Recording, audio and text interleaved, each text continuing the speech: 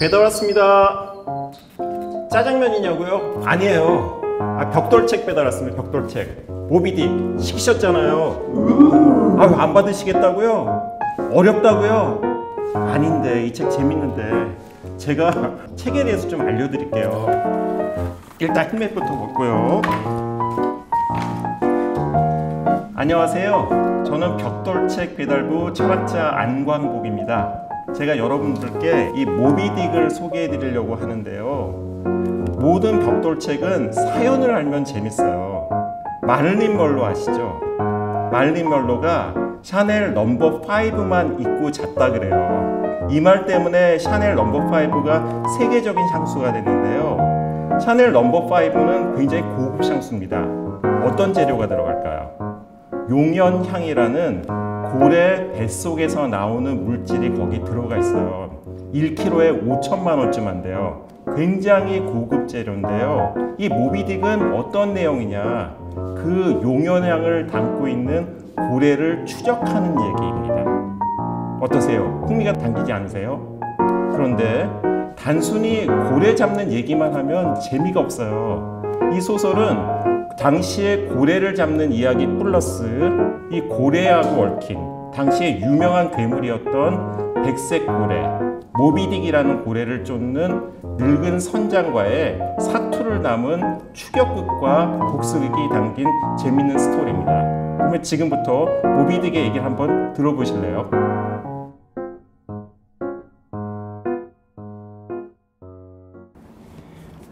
모비딕입니다. 고래 이야기죠.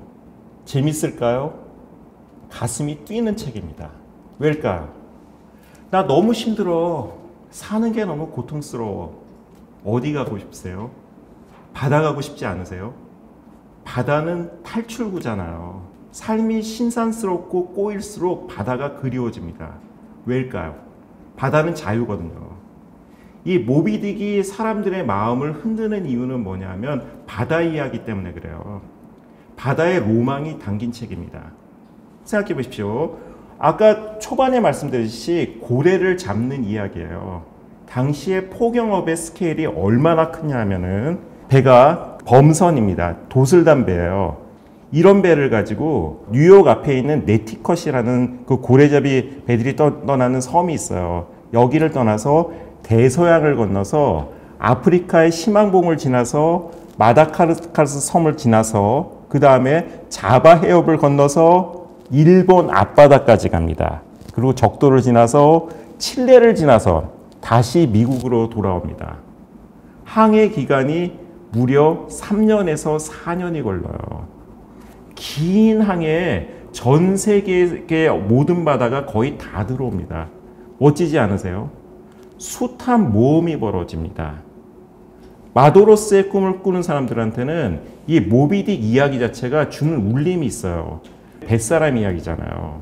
그런데 단순히 배 이야기만 했다면, 항해 이야기만 했다면 지루할 수 있을 겁니다. 타이타닉 아시죠? 타이타닉은 재앙이에요. 근데 재앙이 주는 아름다움이 있습니다. 트로이 함락 어때요? 트로이를 둘러싼 많은 비극을 가지고 인류 역사 2500년 동안 숱한 어떤 드라마와 글이 쓰여진 것처럼 타이타닉이라는 비극을 가지고도 많은 작품이 만들어졌습니다. 이 모비딕은 실화를 기반으로 만든 소설이에요. 그 에섹스호의 침몰 사건이라는 게 있는데요. 이 스토리는 혹시 영화 중에 그 하트 오브 더 씨라는 거 아세요? 에섹스호의 그 침몰 스토리를 가지고 만든 영화예요. 허만 멜빌이 직접 그 생존자한테 듣고 아이디어를 얻어서 쓴 소설이에요. 그런데 이 모비딕은 지금은 미국 문학을 대표하는 세계적인 이 고전으로 자리 잡았지만 당시에는 실패했습니다. 왜 실패했는지 아세요? 베스트셀러 작가들이 갖는 어떤 패착에 스스로 빠져버린 거예요. 초반에 허만 멜빌은 엄청나게 성공을 했습니다. 어떻게 성공한지 아세요? 젊은 시절에 전 세계를 돌아다니면서 그 방황을 했어요. 식인종이 사는 데서 갔었고, 그리고 실제로 포경선을 타기도 했습니다. 당시 사람들이 갈망했던 신기한 스토리들을 많이 알고 있었거든요. 우쭐했습니다. 유명세를 얻었어요. 그런데 유명세를 얻은 사람들이 착각하는 게 있죠. 내가 무슨 얘기를 하더라도 사람들이 내 얘기를 다 재밌게 들어줄 거야. 에섹스 스토리를 들었어요. 야, 이거 되겠다. 이거 한번 작품으로 만들어 보자. 재밌는 스토리예요. 에섹스호 얘기만 잘 꾸며도 허먼 멜빌은 성공할 수 있었을 겁니다. 그런데 허먼 멜빌이 너무 교만했어요. 자긴 유명세가 있었거든요. 어떻게 했을까요? 철학적인 얘기를 거기다 녹여냈어요. 그냥 고래 얘기만 하지. 철학을 좋아하는 사람 있습니까? 저도 철학자지만 제가 작정하면 5분 안에 모든 시청자를 다 재울 수 있습니다. 이런 얘기를 길게 한 거예요. 그리고 자료조사를 너무 철저하게 했습니다. 포경업에 대한 백과사전이 될 정도로 그 고래잡이에 대한 얘기를 너무 자세하게 한 거예요. 이 책을 읽기가 쉬울까요? 어려울까요? 작정하고 읽지 않으면 5분 안에 잠들 수밖에 없는 아주 좋은 책이 돼버린 거예요. 누구나 읽어야 된다고 생각하지만 아무도 읽지 않는 책이 고전이라고 하잖아요. 고전을 고전하게 하는 책. 바로 이게 그 모비딕이라는 책이잖아요. 그러면 모비딕이 도대체 왜 그렇게 유명해졌냐? 지금은 모비딕이 왜 실패했는지를 설명드렸고요. 그럼에도 불구하고 모비딕이 왜 인류 역사의 고전으로 자리 잡은 벽돌책이 됐는지 지금부터 설명드리도록 하겠습니다.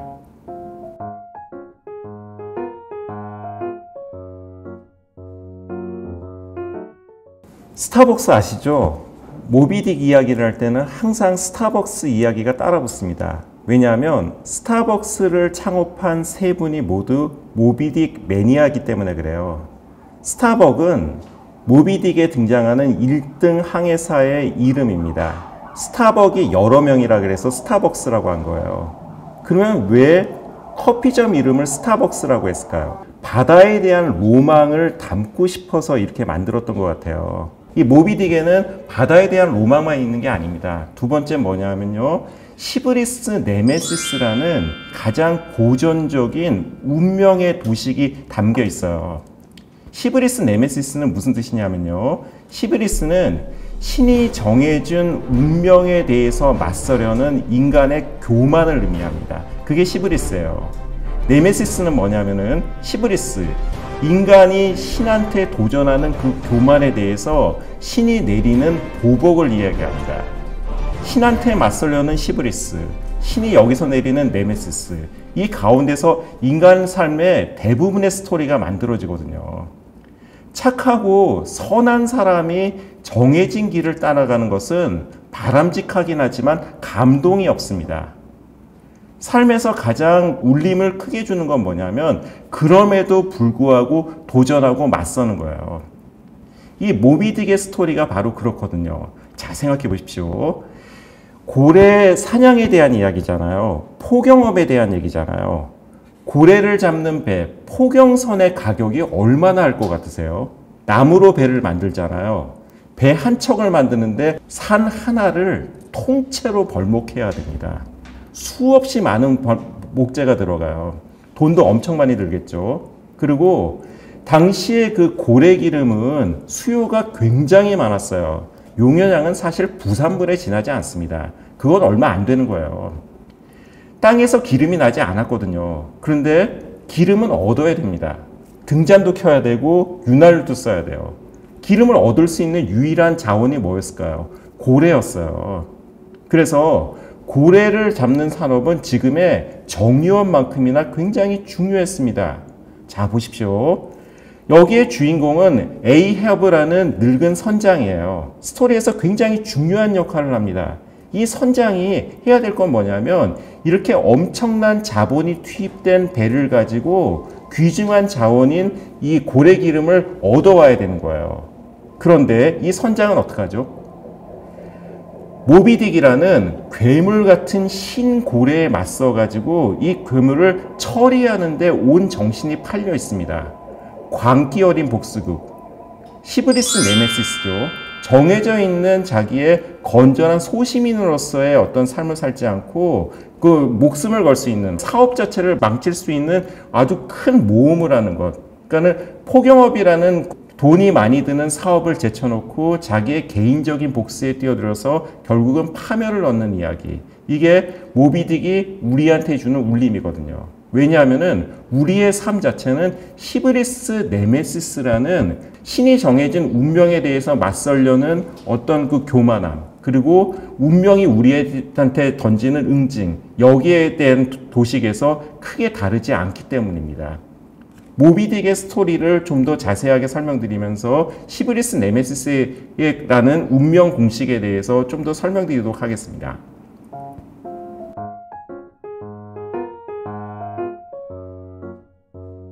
예, 그러면 이제 모비딕 스토리를 들려드릴게요. 모비딕의 스토리를 한마디로 정리한다면 흰고래한테 다리를 잃은 늙은 성장이 고래한테 복수하려다가 마침내 파멸을 맞는 내용, 이 정도가 될 겁니다. 800페이지 동안에 많은 이야기가 벌어지는데 중요한 메시지는 뭐냐면 인간이 파멸할 것을 뻔히 알면서도 그쪽으로 계속해서 끌려간다는 거예요. 주인공은 그 이스마일이라는 20대 초반의 젊은입니다. 피케코호라는 그 배를 타고 한 3, 4년에 걸리는 긴 이 포경항해에 나서는데요. 그 고래한테 자리를 잘린 에이허브는 출항해서 상당 기간 동안 등장하지 않아요. 한참 만에 등장해서 단박에 선원들을 휘어잡습니다. 어떻게 하는 줄 아세요? 배전의 모든 선원들을 다 모아놓고 스페인 동전을 딱 떠나요. 스페인 금화입니다. 솔직하게 털어놓습니다. 나는 이 배가 어떻게 됐는지도 상관없이 내 다리를 앗아간 모비딕이라는 그 미친 고래를 잡는 게 나의 항해의 목적이다. 만약에 신고래를 처음 발견한 선원이 있다면 이 황금 동전을 주겠다. 나의 복수극에 동참할 거냐? 여러분 같으면 어떠시겠어요? 당연히 미친 소리죠. 저게 무슨 소리야? 우리는 돈 벌기 위해서 배를 탔어요. 아니, 우리 안 할 겁니다. 그럴 것 같죠? 아니에요. 선원들이 열광을 합니다. 예, 선장님, 하겠습니다. 우리 그 미친 고래를 찾겠습니다. 그렇게 얘기를 해요. 이런 광란극 상황에서 제정신을 가진 사람이 누구냐? 이 스타벅스의 로고에 등장하는 그 이름, 스타벅 1등 항해사입니다. 냉철하게 문제를 지적해요. 선장님, 그러시면 안 됩니다. 상식적으로 말이 안 되죠. 짐승한테 복수한다는 게 그게 제정신입니까? 고래한테 왜 복수하려고 그래요? 첫 번째요. 두 번째는 냉철하게 항해사다운 얘기를 해요. 선주들이 선장님 말을 들으면 동의할까요? 나중에 복귀해서 뭐라고 하시려고 그래요? 그랬더니 에이헤브가 뭐라 그럴까요? 카리스마로 눌러버립니다. 당신 같은 용감한 1등 항해사가 왜 겁을 먹냐? 스타벅이 물러나요. 제가 이렇게 얘기를 하면은 야, 이게 무슨 얘기야? 미친 늙은이 하나에 많은 돈이 들어간 그 배에 타고 있는 그 선원들이 왜 끌려갔을까? 이해가 안 되실 거예요. 하지만 가만히 한번 생각을 해보십시오. 드라마가 왜 재밌을까요? 조건 좋고 착실한 남자하고 결혼해서 행복하게 사는 게 당연한 것 같지만 그런 드라마는 재미가 없어요. 미친 사랑이 재밌습니다. 누가 봐도 말도 안 되고 파멸로 갈 게 분명함에도 불구하고 그럼에도 불구하고 불같이 뛰어드는 게 아름다운 사랑의 공식이잖아요. 모비딕의 스토리도 바로 그렇습니다. 파멸할 것을 뻔히 알면서도 선원들이 거기에 매달려요. 가늘고 모질게 사는 것보다 짧고 굵게 매력적으로 삶을 살고 끝을 맺는 것. 그렇게 살고 싶지 않으세요? 뭔가 이 선원들의 마음에 불을 지핀 거는 우리의 무의식에 숨어있는 아름답고 강렬하게 살고 싶다. 의미 있는 죽음을 맞고 싶다는 바로 그 열망일 겁니다. 우리의 삶이 그렇잖아요. 우리의 삶을 끌고 가는 것은 미친 광기예요. 어차피 인간은 모두 다 죽습니다. 파멸로 끝나는 게 인간의 삶이거든요. 그런 삶 속에서 합리적인 척하면서 파멸로 가는 자기의 운명을 자꾸 잊어버리려고 하는 거예요. 피케코호가 항해하는 것 자체가 광기로 향해 가면서도 이성적인 척하고 있는 우리의 삶에 대한 하나의 은유라고 볼 수가 있거든요.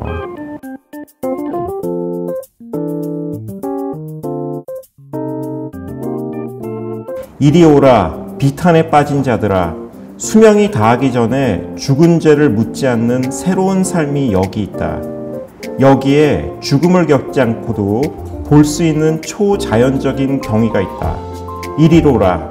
지금도 여전히 미워하고 미움받는 너의 육지 세계가 죽음보다 더 염두에 두지 않는 삶 속에 너를 묻어라.